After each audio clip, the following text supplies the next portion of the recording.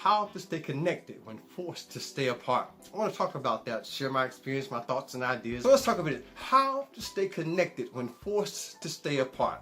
When I thought about putting this power talk together, I was thinking about, there's a lot of people out there who are struggling, who are hurting and suffering, not able to connect with the ones they love.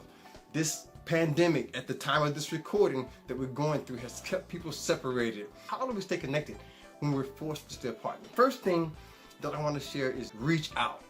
That's the first thing, to reach out. And I'll be the first one to admit that's kind of difficult for me, because I haven't never been the type to want to always connect and always be up under other people. I kind of like to stay to myself. So that's what I need to do. That's what I'm finding out that we all can do. Reach out.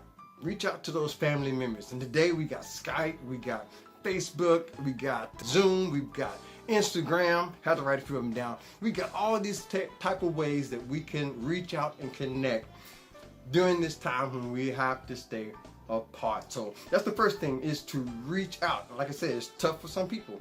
It's tough for me, but I have to make that effort and make that first contact. Sometimes I just have to go ahead and make that phone call. Maybe for you, it's just go ahead and make that phone call. Answer that voicemail that somebody left. So that's the first thing that's going to help us to stay connected during this time when we're forced to stay apart, is to reach out. If you can do that, then you're ready for the next step. What's number two? Get personal. Now, how many of us have ever had a time when we was in a situation where we shared something with someone that was personal and it kind of brought us together? We can get personal.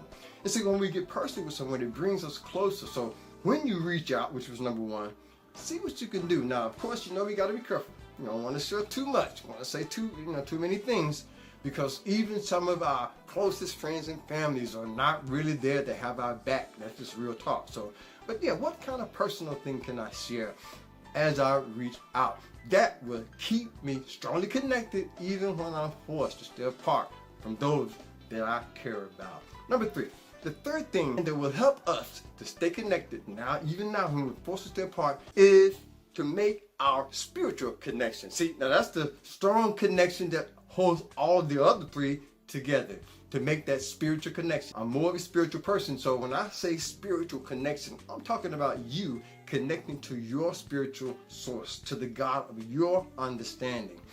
Truth be told, just like we use time, the great spirit, eternal oneness, the great I am, God does not need our time because he's eternal. And just like that, he doesn't really need our words. See, so those words are just words. They just get in the way. So whatever your connection is with the God of your understanding, make that connection.